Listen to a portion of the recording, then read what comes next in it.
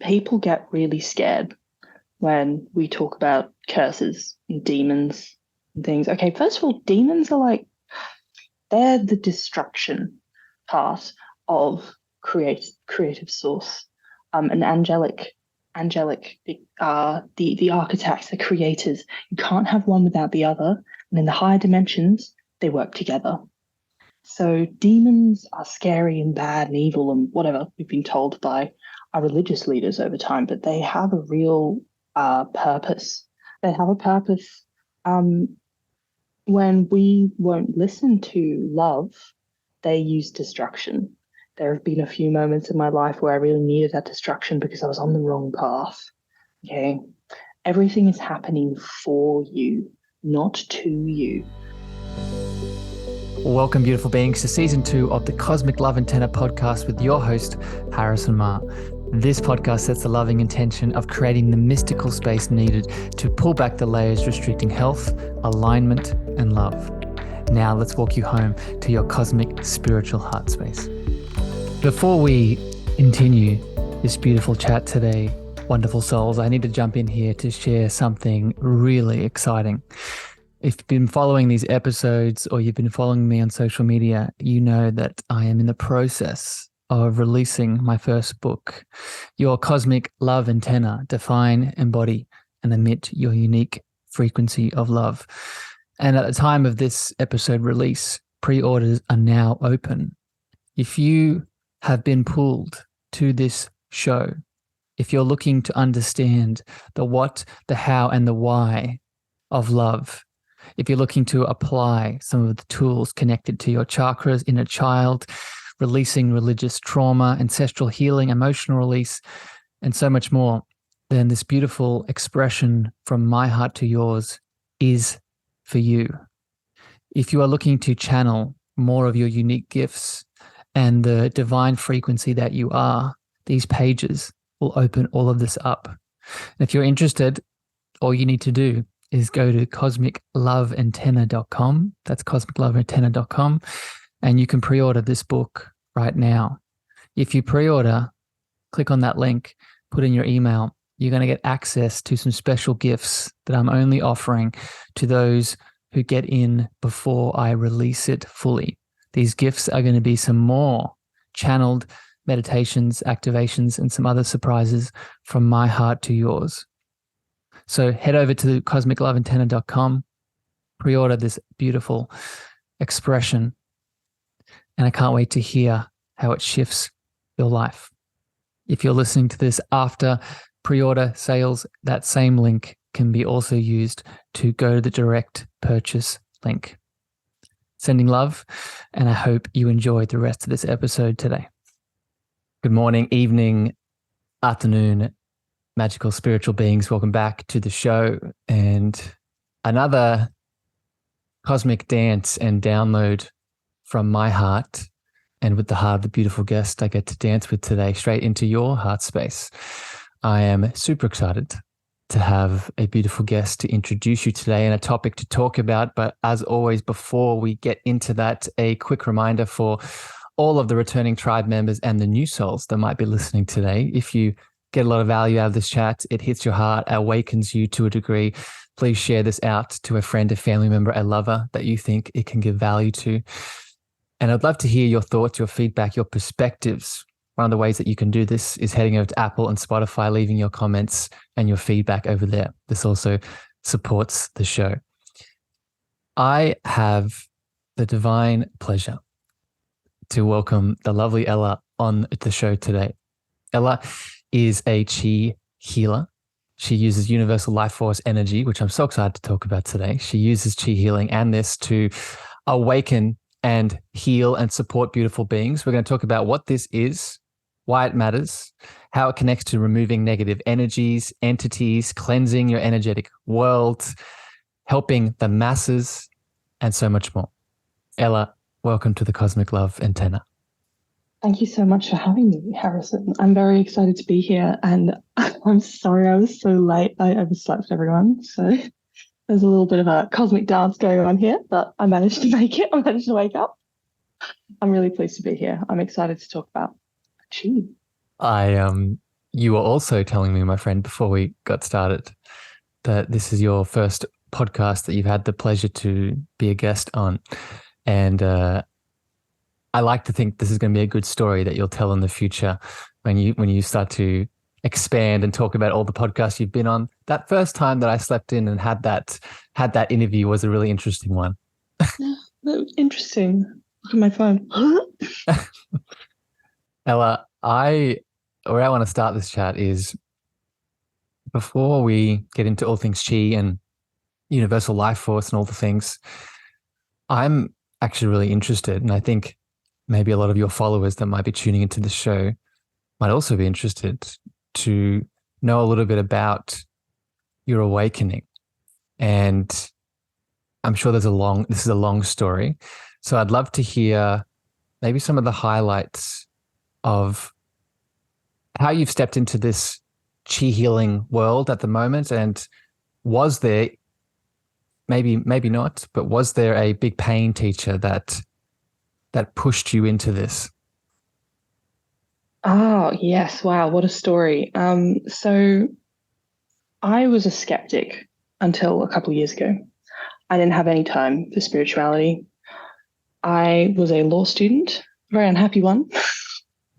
And yes, and then I went through a traumatic event. I was raped. Not the best, but it happens to 1 in 4 women globally, so it's not something I'm ashamed to talk about. But that led me to go and see my acupuncturist, who is my teacher and my guide throughout this whole journey, and I'd be completely lost without him. I've known him since I was 8. So clearly spirit knew that this was a relationship that was going to be highly beneficial later on. But yes, so I kind of, his name's Steve. So I messaged Steve, I'm like, a terrible thing happened. He's like, oh no. So I go and get some acupuncture, and he can see I was quite unwell. It's a horrible thing to happen to anybody. You might want to put a trigger warning at the beginning, actually, so we don't. Ella, you're all good. We talk about these topics all the time, so please keep going. Okay, fantastic. So I was getting acupuncture, and I was like, well, life is slightly better, but it could be better. And Steve says, I want to try something. And this something was energetic healing, chi healing, he calls it. So, yeah, and he just kind of sat there with his hands at the end of my feet, not even touching me. And I felt this energy move viscerally, like through my body, like gathered in my stomach. And there was a lot. And it kind of built and built, and it was quite uncomfortable. And then it released, and I was just in pure bliss, relaxation. And I felt like myself again.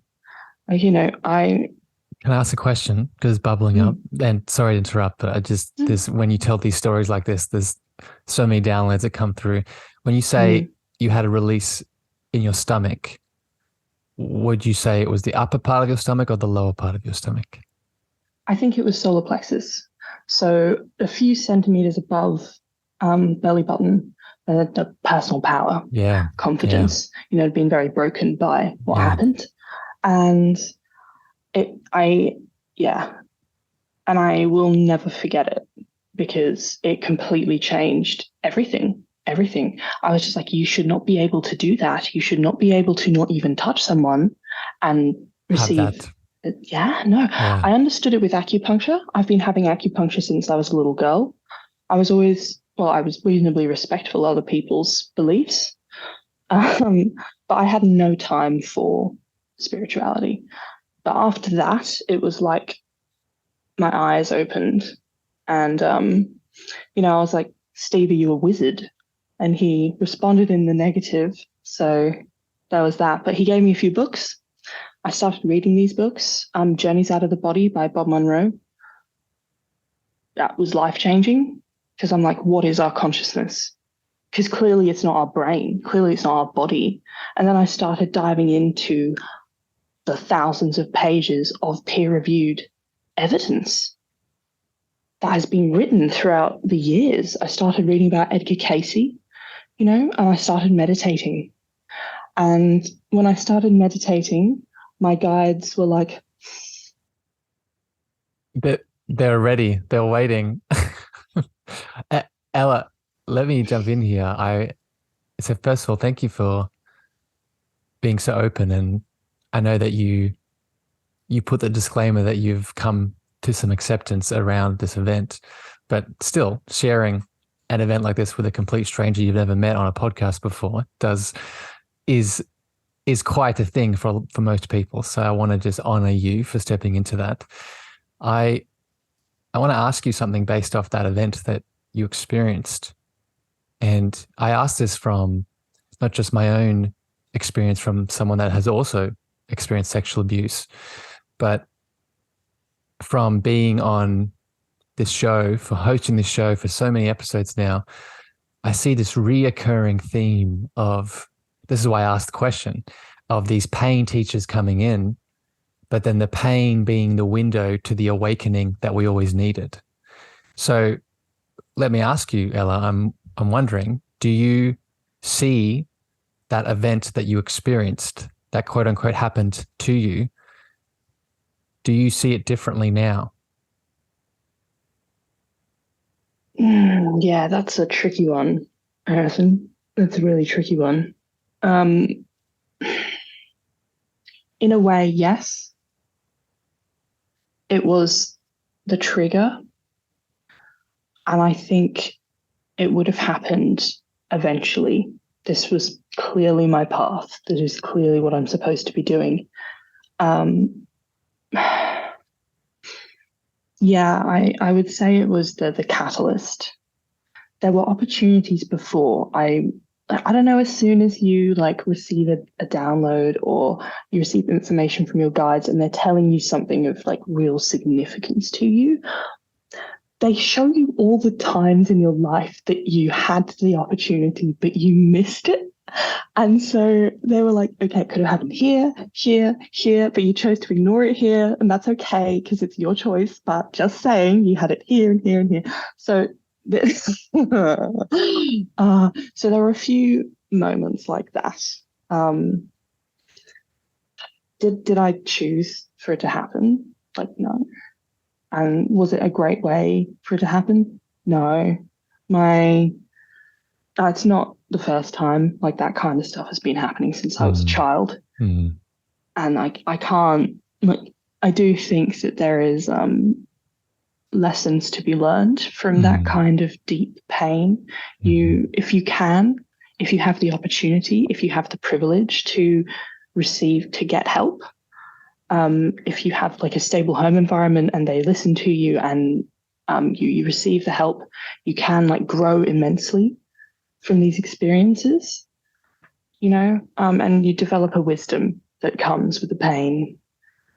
I've always felt I'm much older than my years, and that's because of all the trauma. My father passed away when I was young. Like, we don't have to talk about all of my trauma, but there is so much. But I've been able to transmute it, and I do think that's why I'm able to connect with people. Yeah, I agree, my friend. And I've, from the small amount of exposure I've had to you just on TikTok and the beautiful work that you do, I see that light. And just like we attract from our light, we also attract from our shadows, but that's not always a negative thing, right? We attract from our shadows to help people illuminate their shadows too. I want to jump onto here to talk about, chi healing, but just for new people around this theme of childhood and the inner child. I'm going to put a couple episodes in the show notes for people to go back and listen to. I've done many chats now about all things inner child healing and what Ella's describing around growing up in a specific household and how that impacts our adult life.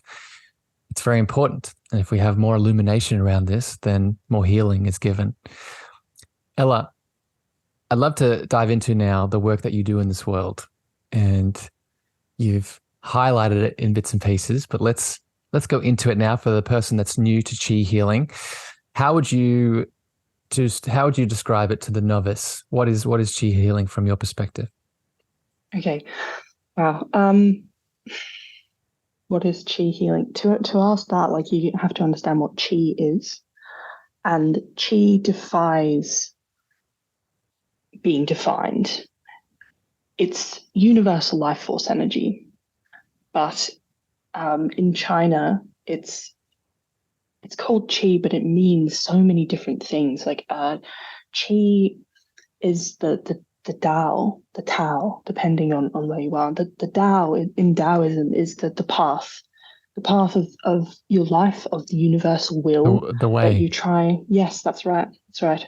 Avatar stole it, not stole it, but like the way of water Yeah. is the Tao. Yeah, it is. So that was fun. I'm like, oh, I see what you did there, James Cameron. But enough about Avatar. Um, We still have to talk about Star Wars too, my friend, but we'll come back to that. Keep going. that we joke, my teacher and I joke so much about Star Wars, it's not even like, but yes, Well, okay, so Ella, let me jump in here because it's coming through and I want to ask you about this. And this will help us explain actually chi and this life force energy. You, I've seen you quote describing chi healing and connecting into this life force as the force on Star Wars.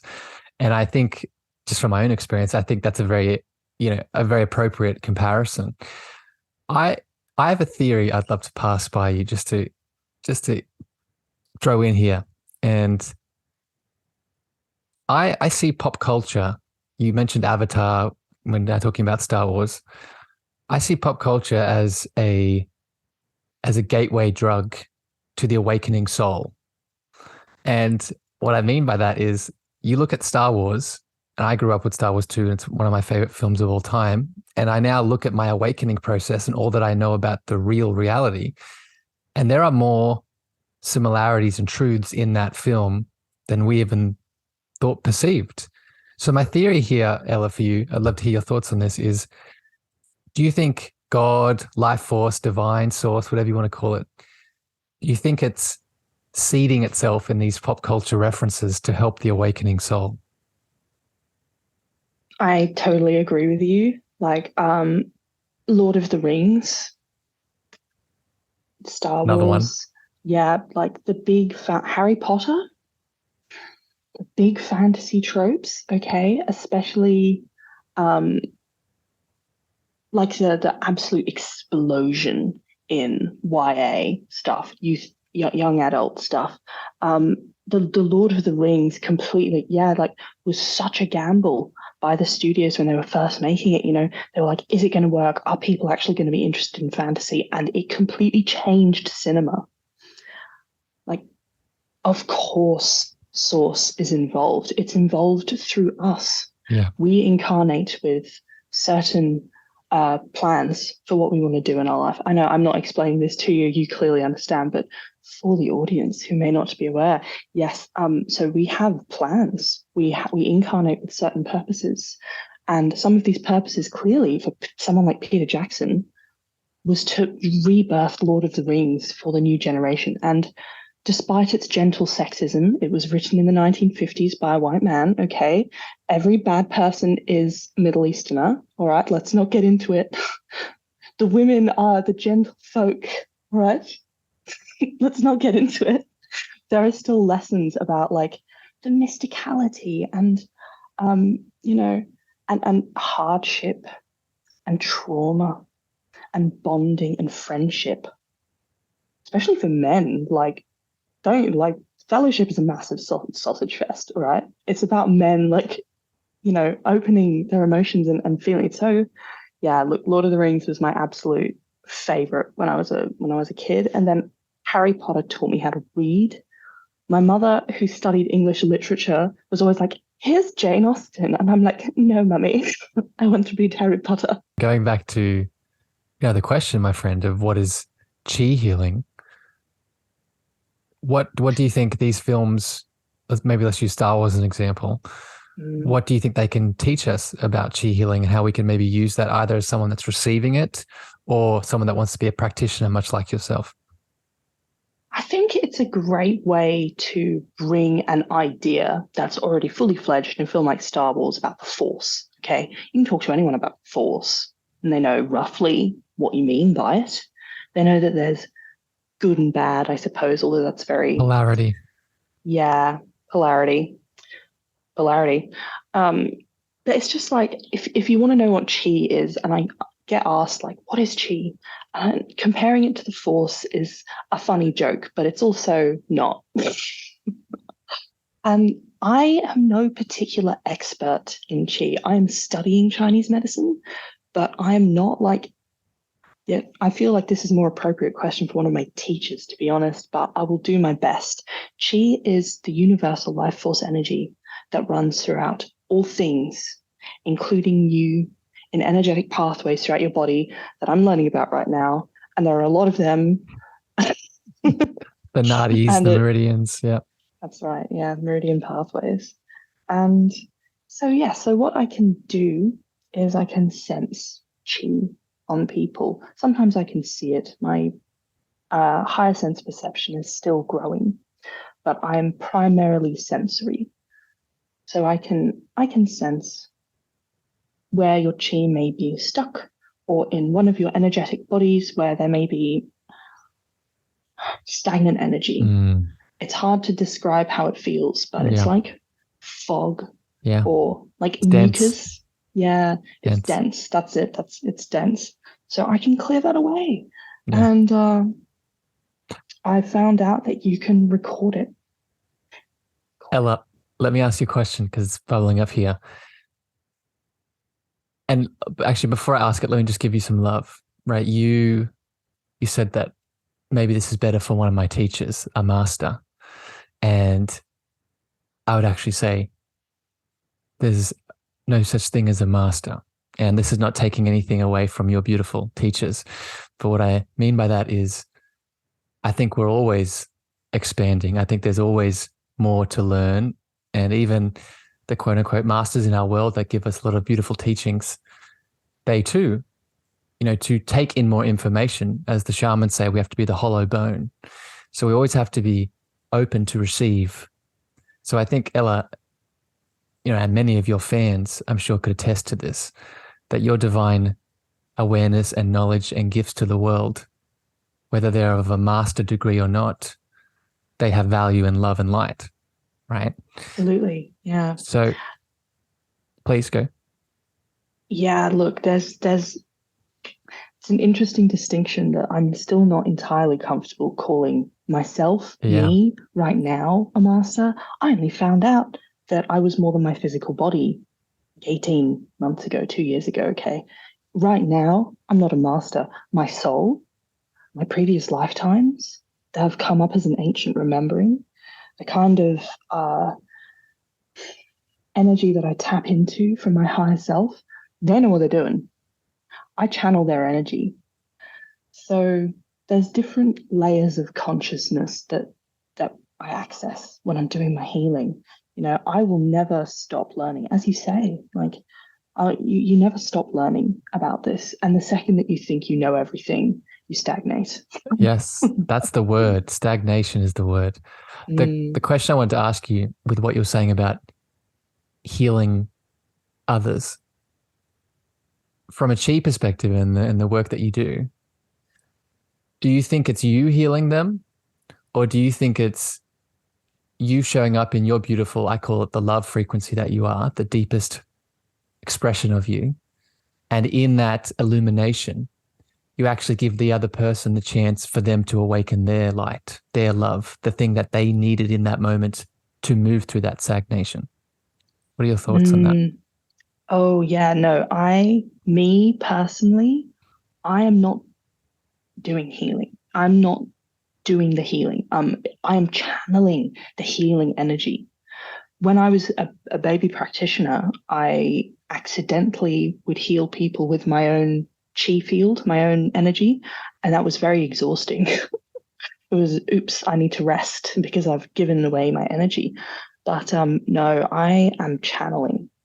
I usually have some idea of what needs help, but I'm being very much guided. Like what people see at this particular level is that this much of what's actually going on, especially during something like TikTok, where potentially hundreds of thousands of people are receiving healing. It's like, I'm just providing the energy. Your spiritual guidance team, my spiritual guidance team, probably some very high vibrational light beings overseeing the whole thing, because this is impacting the globe, and then we have the architects of reality, or the archangels, lending their hand as well.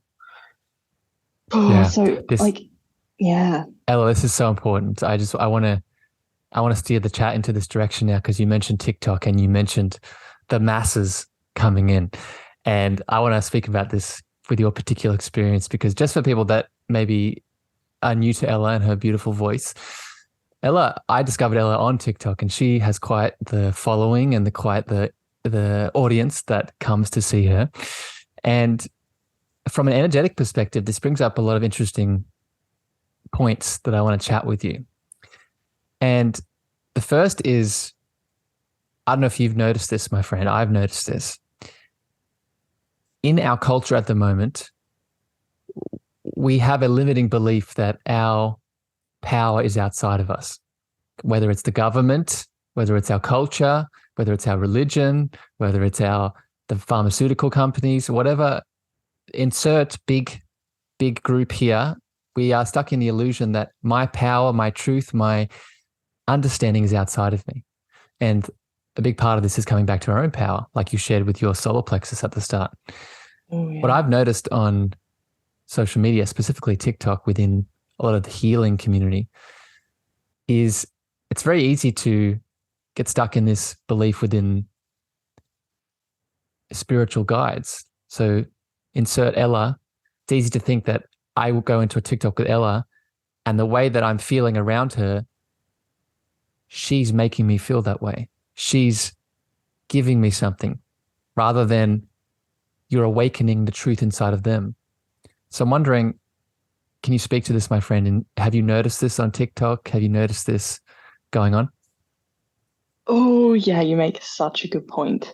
So, wow, yeah, no, a lot of people think that I am the healing, and I do. My particular frequency is one of like mother hen. There's a reason I have a little chook in my background. Okay, but that's just who I've always been. It's my particular frequency. It's who I chose to be in this lifetime, is someone who is helping to raise frequencies, but also clearly our global consciousness. But this is not. It's not me. This is just. I mean, it's you. It's the person watching this. We are all the same being. We are all one consciousness experiencing itself in different perspectives. And some people are ready to hear that and some people aren't. And I'd say that if you've made it this far in the podcast and this is new information to you, hi. It's kind of mind blowing. But yes, okay, we are at such a pivotal point in Earth's history right now. We're going through so much change. There is a lot of suffering. And some people, yes, suffering does appear to be a catalyst. We can't come down here and escape it, unfortunately. Like, some people go through differing degrees of suffering, obviously. Like, I would say I've suffered. I'd say you've suffered.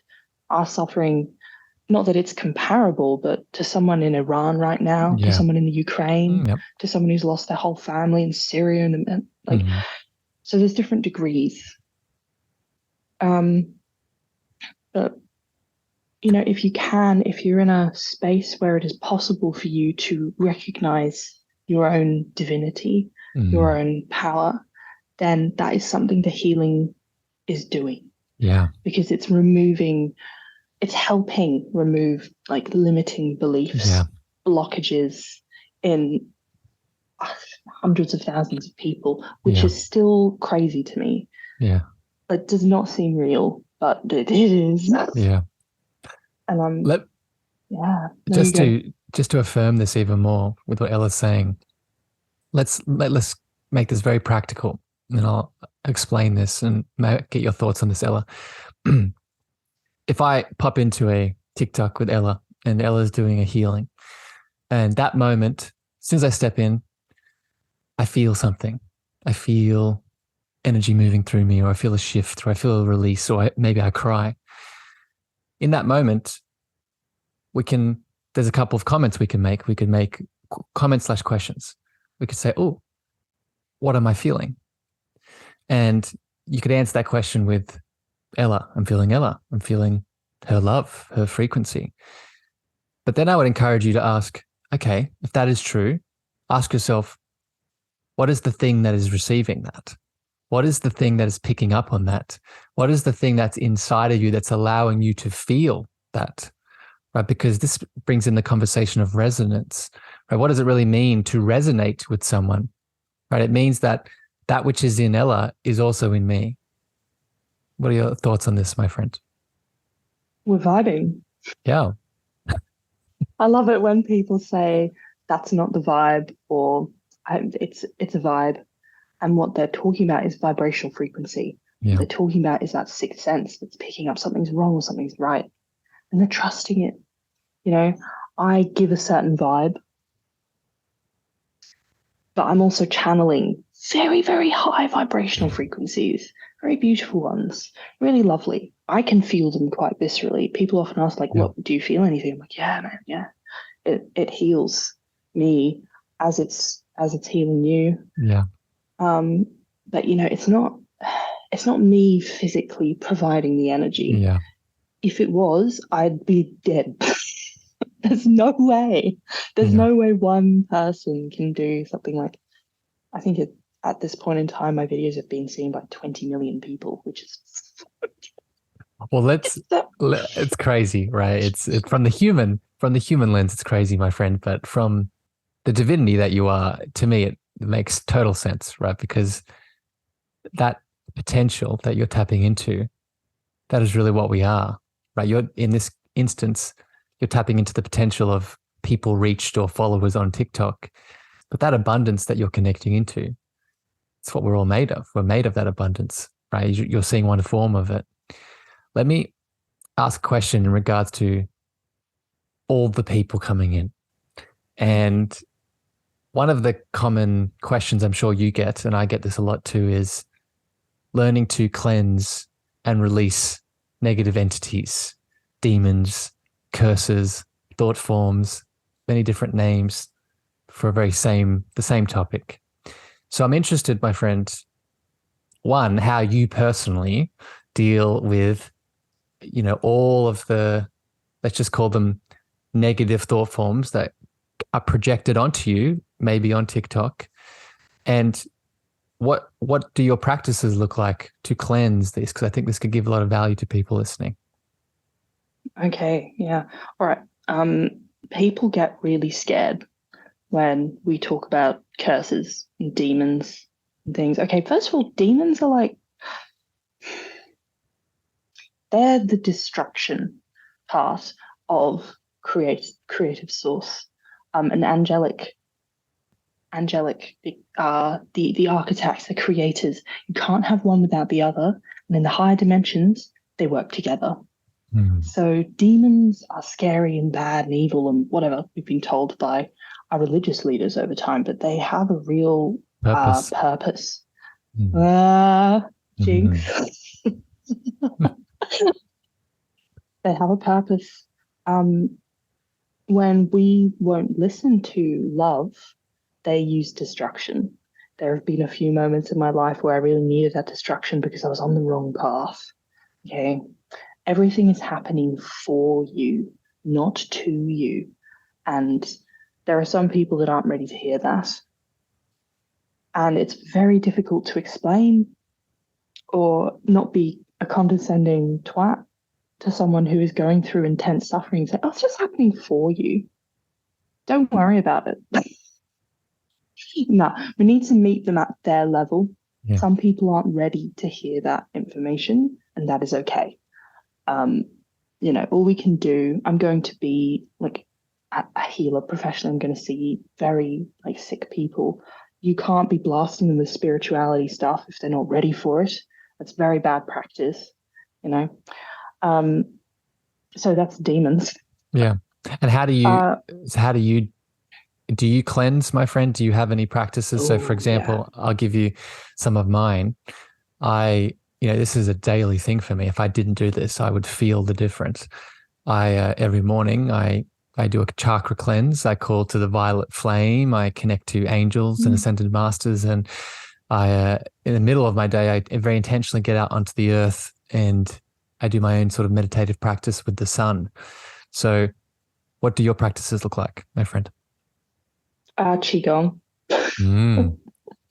Uh, if anybody ever wants to start learning or to start like cleansing their own energy or developing their sensitivity to life force energy, Qigong is the way to begin. It is moving meditation, but it is also doing energy work on yourself. Mm. So I've actually not been keeping up with it because I've recently moved and everything's a bit chaotic at the moment. But it is something that I do pretty frequently, pretty frequently. I try and do it every day. I'm a very disorganized person sometimes. I'm working on it, but your routine sounds really good. First thing when you wake up, fantastic. The middle of the day is when yang energy is highest. So to go outside in the earth and the sun, you're really capitalizing on the energies available to you. No, that's brilliant, you know? And I think to give you some love, my friend, received, but throwing it back at you, that Qigong practice, for people that are new to it, what it highlights is that feminine that we're looking for. It's moving. You are moving in Qigong still, but the speed and the degree of movement has been turned down to almost zero. And in that space, you allow, and this is so important for people to hear, you allow that voidal consciousness of the feminine that lives in your heart to come up, right? We are in the age of Aquarius right now. And the age of Aquarius is the rising of the feminine, is the rising of the divine feminine. And just to be clear, when I say divine feminine, whether you are physical male or physical female, we all have access to the divine feminine. And it is in that voidal space. So when you use Qigong, you're allowing the space for that voidal heart to open. And it is in that love we cleanse. Do you agree with that, my friend? Oh, yeah. Divine feminine and divine masculine, or masculine and feminine energies, or yin and yang. Yeah. Or there's so many ways of talking about them, but we, especially in the West, seem to associate masculine and feminine energies with gender. Yeah. And in Chinese medicine, it is not the same thing at all. I mean, if you like pulled out a gym bro right now and said, "Did you know that you have the divine feminine within you?" They'd be like, "Excuse me." But it's true. We all have this combination of yin and yang inside of us. Some of us are more yang, some of us are more yin. If you fall too much to one side, you become extraordinarily unbalanced. They need each other. And like at a global scale, yin has been very much suppressed and oppressed. But it's coming back now. And that's why we've had such a rise of women's rights, because they are, like, I mean, I say it's not necessarily to do with gender, but like women have more yin. It's a symptom of it. Yeah. Yeah. So there's been a global rising in women's rights for the last, I mean, a couple of 100 years, really. But, you know, suffragettes, but also trans women, also people of non-conforming gender. Yeah. Okay. That is such a positive sign that we are thinking like about gender as like a spectrum and not like one thing you have to be or not, you know? Yeah. One box to place people in. Oh, it's so silly. You know, Native American people had two-spirit people and they were highly regarded. You know, one of my housemates is a trans woman, very spiritual. And she's experienced like so much violence, hatred, and that's from the part of our hive mind that wants to stay stuck in the past. It's not ready for the change. And it's an example too, Ella. It's an example too, Ella, of belief systems, being stuck in a belief system. And I always share this on the show. The frog in the well knows nothing of the ocean, right? So when we are stuck in a belief system, we think it's the only way of being and thinking it's our entire world. But in reality, there's this whole spectrum of potential that if we purely dropped from the head into the heart, we'd be able to see the beautiful spectrum that you're talking about. Ella, I want to go back now to another question I have for you in relation to chi healing, and it's in connection to the hands. And a big part of your work that you do is through your hands. And I have many thoughts on this that I can share, but I want to throw it to you first on what do you think is the significance and the role of the hands in chi healing, and why is it important? Okay, so your hands are highly sensitive to energy. They have a lot of nerves in them to make them highly sensitive. You have portals in the center of your palms here, which is where healing energy can come through. So when I channel divine healing love, it enters into my heart space, and then it moves down my arms and through the hands, and then it's transmitted through the hands. It doesn't have to be. Someone who is sufficiently advanced can just sit there and interact with your energy field. Yeah. When I'm seeing individual clients, I won't do as much work, but because in a 3-minute TikTok, I'm trying to transmit a lot of energy at once, I do use the hands a fair bit. But usually this is enough to just have it flow, because it's intelligent. Chi is intelligent. It will go where it needs to. That's so the highest good. That's right. Yeah, goes to the highest good. I want to pull out what you said in regards to it first coming from the heart. Because I know there's a lot of potential new listeners tuning in, I just want to plant the seed, because this is a whole conversation in itself. But I just want to plant the seed in your heart being more than just an organ, being more than just an emotional place, being more than even than a chakra. I often refer to the heart as your heart portal, and the heart is the space. If we want to get super woo-woo here, it is the grid in which your multidimensional being of love and light is centered around. Yeah. So when Ella says, I get my channel download into my heart and then I share it through the hands, it's very significant, right? What comes up for you around this, my friend? Oh my God. I get hundreds of comments being like, can you open my third eye? And I'm like, yeah, what about the heart? This is the important one, damn it. Well, and opening your third eye before you're ready is a way to psychosis. Some people are not ready. And honestly, I remember when my eye started opening, I really thought I was crazy. I was seeing patterns, repeating numbers, like a series of coincidences that couldn't be coincidences. My thought forms were projected onto, I'd think of a certain word and then I'd see the word on a screen somewhere. When I was on the bus, I'd pause my podcast and it would pause at 1 hour, 11 minutes, 11 seconds. And I'm like, oh no, I've finally lost it. No. But yes, your heart connects these spiritual centers to the body. Yes. It's so important. It is the portal. It's the way you interact with the other dimensions. It is that primary vehicle, because ultimately everything is love, and all fear-based emotion is an illusion. It's an illusion. Wow. But yes, your heart space, your love. Once you open this, and it's very hard for some people.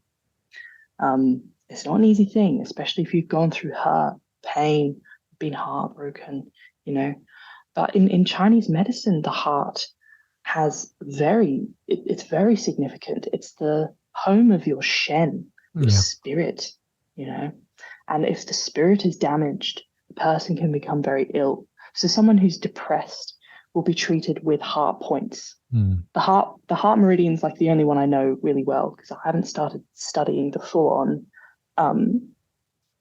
Chinese medicine theory. But yes, there are particular points, like spirit gate, heart. Yeah.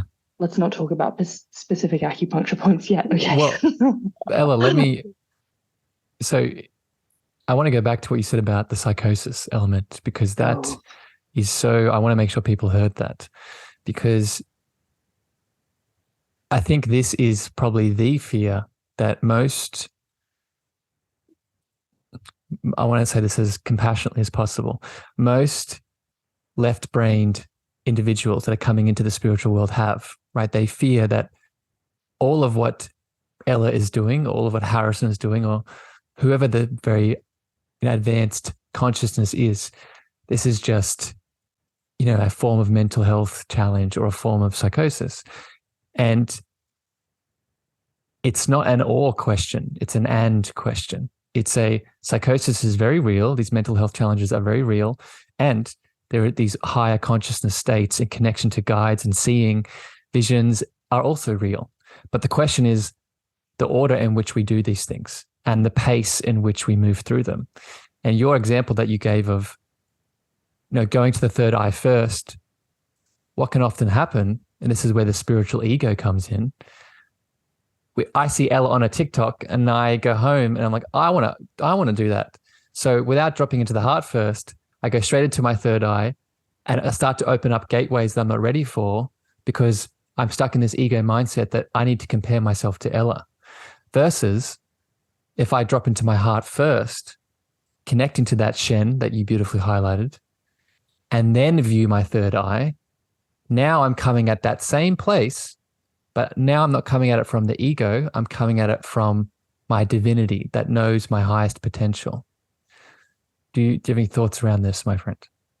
Oh, yeah. Look, third eye, honestly, it will start to naturally open as you're ready. As you're ready, if you try and force it, that is a path that can be dangerous for people.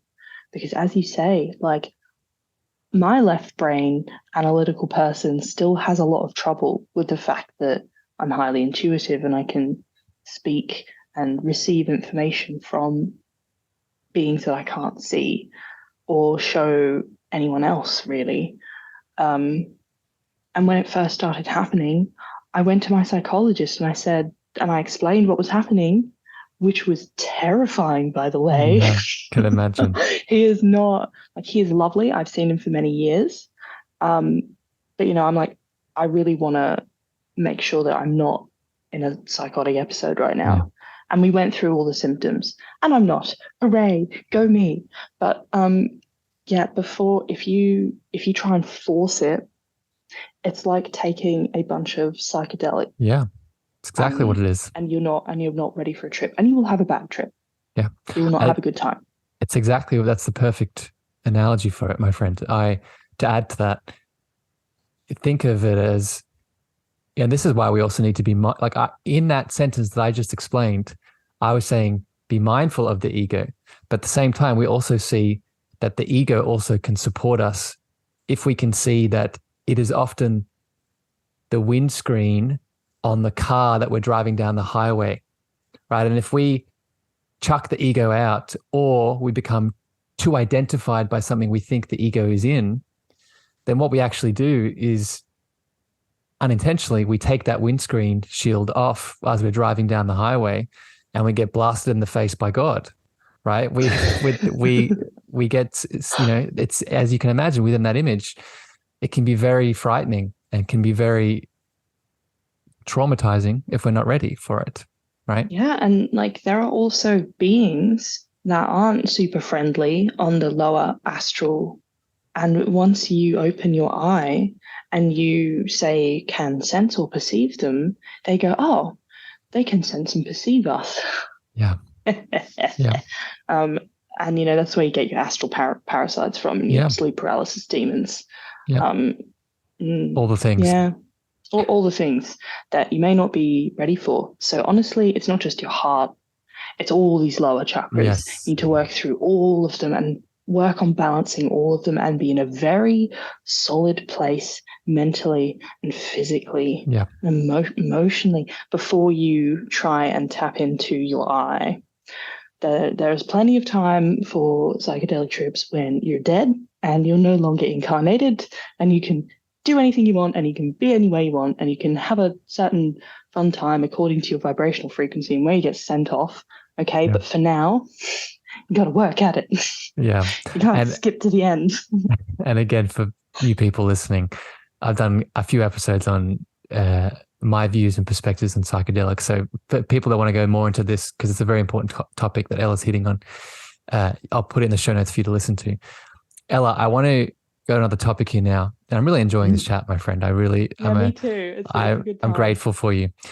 I want to ask you about free will and consent, specifically consent, because if anyone has watched your videos, you are very intentional, and I appreciate you doing this. You're very intentional with making sure that as someone who decides to receive from you, that person using their free will consents to receiving your love frequency. So I'm wondering if you could speak to the importance of this and why you do this, my friend. Yeah, okay. Free will and consent. Let's start with consent. So the very first thing that I was taught is that not everybody wants healing and not everybody is ready for it. And you cannot start healing someone without their explicit consent. You just can't. It's a bad thing to do. So I'm very militant, I suppose. I mean, that's not quite the right word. I'm very sure that each of my videos does not start with healing, because the way TikTok is, you just scroll and suddenly you're receiving a blast of energy from someone that you don't want, and I see a lot of people, a lot of practitioners who just jump straight in, and I'm like, you can't be doing that. I've unfollowed a few people because they just start with it. I'm like, you can't do that. Yeah, like even if you want healing, you have to be in a space where you're ready to receive it. Do you want to be crying your eyes out on a bus because you're dealing with some real serious emotional trauma that's being released by this healing? So yeah, it's not very long. Okay, usually with my clients, we have a conversation. I go, "Are you ready?" And they say, "Oh yeah." I mean, most of them say, "Yeah." They're but with on TikTok, it's like, I don't know, like a 3 to 10-second intro. I usually try and explain what it is we'll be working on, and then you can decide whether you're ready. And people are always like, how do I consent? And it's as simple as being in an open state of mind, being ready, saying I accept. I like to use a fun little phrase, like yeet. Yeet is a fantastic phrase. It gives people an idea of what we're working on, yeet the negative energy. Yeah. Free will is a part of consent. Well, let me jump in here, my friend, because this flows on from what you're saying and connects us to free will. What I really appreciate about all of what you just said is what it also does unconsciously, until we become aware of it, is in that moment, you're reminding that person of their power, right? Because going back to what we said at the start of this chat, it's very easy to go into a healing and immediately fall into the mindset of that this person has power over me, even though it's beautiful power, it's healing power. They still have all of the cards. But in the moment of stepping into your consent and your free will, you're reminding yourself in the moment that you're receiving, you're making a choice to receive, or if it's not right for you, you're stopping it, you're cutting it off. And I think that's really the reminder we all need, because we can often forget, and this is probably what I want to hear your perspective on, my friend, and we can go into free will. From the Vedic perspective, which is, I think, a big part of probably what you understand and how I see the world, there is no objective outside reality. There is just our inner state of consciousness that we view the outside reality through. So when we make our free will and take our choice and our power back, we're really stepping into that. Do you agree, my friend?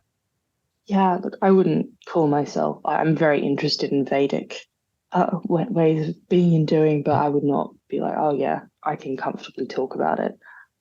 I just know what I remember. Because when I awoke, I started remembering all my past lives. That was something. That was something. And the ways of being and doing in those lives really as integrated. And as to free will, as to this like reality, like there is one reality, and we are all in our own separate versions of it, and we're all Yes. seeing it uniquely. Yes. There's no one like me exactly. There's no one like Yeah. you exactly. We're all seeing it through a lens of the experiences that make up who we are, of our family, of our friends, of our trauma, of our love, of our fear. Every single person is living in their own separate reality. But there's Mhm. like one planet which we're all viewing. And yeah, that still gets me. But yes, free will is something that we are given, and it is a gift, even though it doesn't feel like it sometimes. A lot of my clients highly like intuitive, very loving people, very powerful manifestors. Mm. Do they know what they want? No. Do they know what life they want to create for themselves? Why would they know that? Mm. They're just like, oh, why isn't my manifestation working? It's like, you don't know who you are. Mm. You don't know who you are. You can't manifest a drink bottle. Um, you know, if you don't already know in yourself that one day you're going to have a drink bottle. Yeah. Um, And you haven't connected to that deeper state of what you actually, you keep saying what you are. And just to add a little asterisk here, what you are is not that person that wants that drink bottle. What you no, actually are is that divine source that is creating your reality, right? you're God, man. Yeah, that's it. That's it. And so is everyone else, Yeah, bro. that's it. That's it. And It's I think the sooner we all start to acknowledge that, we talk about this 3D, 5D shift or the new earth, it'll start changing, right? Oh God, yeah. No, it already is changing. And some people think that we're already in like 5D. Yeah. I do think it's going to take a while. I Yeah. do think not everybody's going to get on board. And I think some people will leave. Yeah. And when I say leave, I mean they'll die. A lot of people are going to die. Unfortunately, that's the way of it. So yeah, everyone talks about like this 3D to 5D shift. Like it's gonna be a wonderful thing and it's gonna be amazing. And for some people, yeah, for some, Yeah. there's a lot of suffering that will happen before we get there. And I'm so like empathetic to the souls that are going through that suffering. Although I don't watch the news anymore because it's too much. I have like updates about what's happening around the world, and that's all I can handle, to be honest. I do like to try and stay informed. It's no like mistake that my soul, my path was first being like, I'm going to learn law. Yeah. I'm going to learn international relations. Like I studied politics, studied Middle East studies, I studied criminology, all of these things. And it's given me a reasonably good idea of how the world works, Yeah. how our society works. And it's pretty fucked, to be honest. But Ella, to jump in here though, I would assert, on a tangent. No, you're good. I think that just to, even in your words, the fucked up nature of it all, I would say that even that is an illusion, because, and I say this with so much empathy and compassion for all the people that are moving through suffering, as Ella's highlighting, but let's just zoom all the way out. When all those people do die, we have to ask the question, what is death? Is death the religious persecution where we die and we're judged and we're sent to hell and heaven and all of our choices within our life are ticked off or not or crossed? Is it that? Or, yeah, absolutely. Or is death a beautiful transition where we come back into the unmanifested oneness and we're back in a deeper state of love?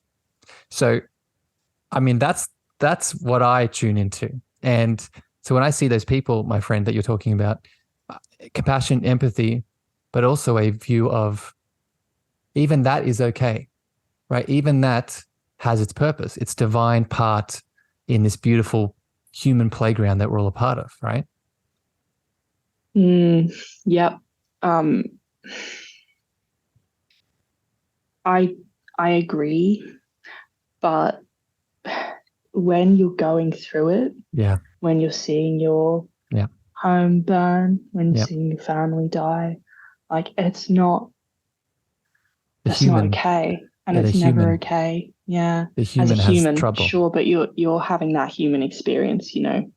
And there are people out there who just don't know Yeah. that death is release and it's Yeah. relief and it's going home. Many people aren't aware and they're in the depths of suffering. Yeah. Uh, Which is where people like you, my friend, and the work that you're doing in the world, I'm so grateful for, right? Because your light is expanding. So it's expanding into the cosmos, which brings me to my next question here now. And beautiful little segue here from, collective events that are happening in the world, all this suffering. And then you have this app that is TikTok, and you have someone like you that's pouring all of your love and light into it. And it's causing change. Right? It's causing people to wake up, to heal, to expand. So I'd love to hear your thoughts, my friend, on, I think in the world at the moment, a big part of this fear consciousness that you were speaking about on the news a second ago is seeing technology as a innately bad thing, as something that we can only use to, as many studies are showing, cause depression, cause anxiety, cause all these very real things. But then I look at someone like you that is on TikTok and expanding in such a way, it's not doing those things. It's doing something else. So I'm wondering if you could speak to, my friend, how you've noticed how you've channeled your love into this technology and it actually leading to more change and more love and more light. yeah, technology is a tool, and it can be used for good and bad. I do think that generally, as a culture, especially in the West, to people who can access the internet, it can be the greatest thing or the worst thing, depending on how you use it. TikTok is not a perfect app by any means.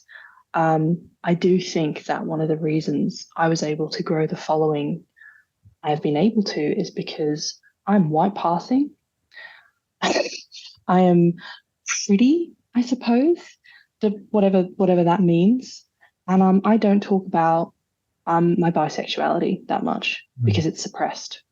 I'm waiting until I get really big that they can't suppress it anymore. Because you have creators like Dylan Mulvaney, who Mm. is so big she can't fail, and that's great. But there are a lot of black women. There's a lot of people of color on TikTok that are just not loved by the algorithm, Mm. which is so wrong. Mm. And we'll do what we can. Like it's important for me to acknowledge that. Yeah. It really is so important.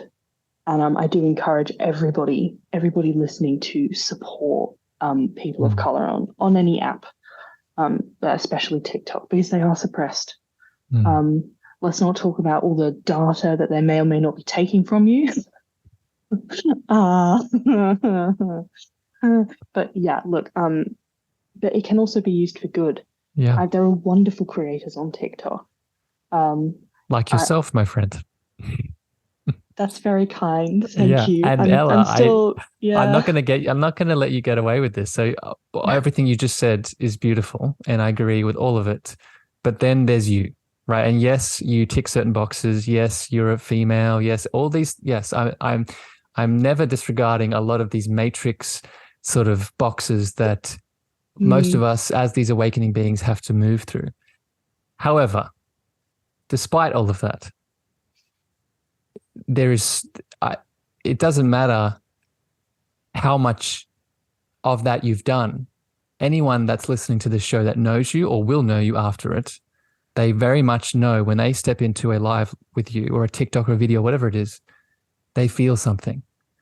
And that's something they feel is beyond all of those boxes. So just want to make sure that you acknowledge that, my friend. thank you for reminding me because I often get caught up in all of the other stuff, and I'm never been very good at acknowledging my strengths. or Your power. my own stuff. Yeah, I have it. I have it. Sometimes I look in the mirror and it's not me looking back, it's my my true self. And she's coming out, but it's been a long dark road. Yeah. And yeah. And I appreciate But you thank saying you. that. And I appreciate you saying that, Ella, because on the flip side of the coin, it also shows that you're a human, right? And I think this is a whole other side of this that we won't have time to get into today, but just to add this here, I think it's very easy for someone who doesn't know you to come onto one of your videos, see all of your followers, see all of your likes, and think that you are different. Think that, oh, this is a person that's all the way up there and all the things that she's doing, I don't have that same potential. And while Ella is unique in her beautiful expression, the potential she's tapped into, we all have, right? And when you're vulnerable, my friend, you show us that. Absolutely. Absolutely. Like, I I dated a girl for a while who has millions of followers on TikTok. And before I started, I was kind of looking at her and going, my God, how? Like there's like some special magical ingredient. And then my own little moment happened and I was like, oh, I'm the same person. Exactly. Yeah. Exactly. It's not no one like the ability to command attention. What is it? Like it's not like doing flashy whatever it that people are caring about you. Yeah. And that they sense that I have this potential to help. Yeah. And to serve and to help them in their own journey. And it's such an honor. And Yeah. I sometimes lose track of it because I'm always focused on what's next, and I forget to be present in the moment with it. And I'm like, I cannot believe this is next. Yeah, this is beyond my wildest dreams. I started TikTok with the aim of getting 1,000 people so that I could go live and I could get clients for my energy healing, so I could see myself through university. And now it's just turned into its own thing. And you deserve it, Ella. You deserve it, my friend. And thank you so much. I have one more question here today to wrap this up. Before we get to that, I just want to say I really enjoyed this conversation. And it's been nice to get to know the heart that you are. I had my own beautiful perceptions of you, and they were met today and more so. So I'm grateful that you showed up in your fullness. I showed up eventually. You did, and we're here. We did it. Yeah. And before I get to the last question, Ella, I want to give you a bit of space here now. If people tuning in are new to you and they want to connect to you, either follow you on social media or you said you do some work helping people, where would you like to send people to find out more? So I have a TikTok. It's called Ella Chi. That's ELA_QI. And I only did the one L because it's a nod to Turkish heritage, Iranian heritage, but also two L's links to like a fungus life form in the Star Trek universe. And I wanted to differentiate myself from that. But that's where you'll find all of my offerings. If you feel like you need a auric lens or, to dive deeply into your emotional trauma, whatever floats your boat. And again, Ella's being very modest. I would check out, I'm going to put for people new to the show, I'm going to put all of her details in the show notes. You should better click the player and then go straight to her link tree with all of her offerings that you can connect into her with. You're welcome, my friend. Ella, last question here for you today before I let you go off into your day is, this is the Cosmic Love Antenna. And we've hit on this a couple times today, but I want to get your deeper awareness around this. I call it the Cosmic Love Antenna because as a little boy, I grew up in a religious culture and home and school, and I was taught that my higher power was something outside of me, and I very quickly became disillusioned with that, became atheist, but then connected back to my higher power through the understanding that my higher power is this consciousness of unconditional love. So I'd love to hear in your own words, my friend, What does that love word mean to you? Oh, yes, love. It means that you, whoever is listening, are never alone, and you are so unconditionally loved, no matter what you've done. Nothing is taboo, okay? There is always, always love from your guides, and you're never alone throughout any of it. They're closer than you could possibly imagine. That was one of the things that I was told when I first woke up. We all go through periods of being intensely alone, especially in this day and age. Human connection is going, one of the reasons being technology, but this love is always available to you. And it's always there, whether you know it or not.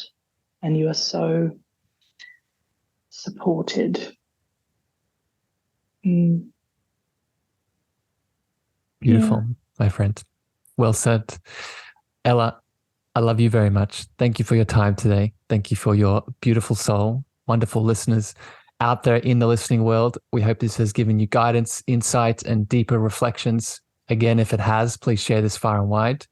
But regardless, we love you unconditionally. We send you light. We send you healing energy. Until next time here on the show, we'll see you again very soon. Bye, everyone. Before I leave you today, beautiful beings, I'm so excited to share a special announcement just with you. On the 20th to the 23rd of April, 2023, I and a fellow guest of the show, the beautiful Ali Pause, will be hosting live in Tulum, Mexico, the Cosmic Heart Tour. If you listen to this podcast week to week and you resonate with my frequency, with my voice, with my love in any of the topics I share with you, then most likely it is time for us to connect and heal in person. So I invite you to join us in Mexico.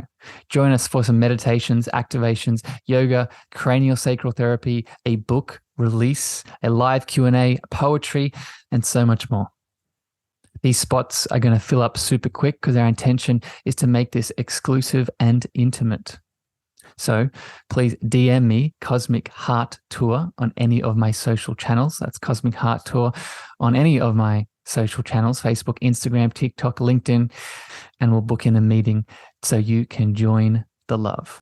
I'm so excited to connect with you in the flesh. Thank you for listening to the Cosmic Love Antenna with me, your host, Harrison. If you gained value or this episode hit your heart, please remember to share this out with a friend, a family member, or a lover. You can also leave your love over on Apple reviews and Spotify star feedback, and this helps me spread my frequency to more souls in need. Finally, if you want to connect with me deeper, want to reach out, interested in coaching, please follow me on Facebook, Instagram, TikTok, and LinkedIn at Harrison Meagher, Meagher spelled M-E-A-G-H-E-R. Sending you so much love.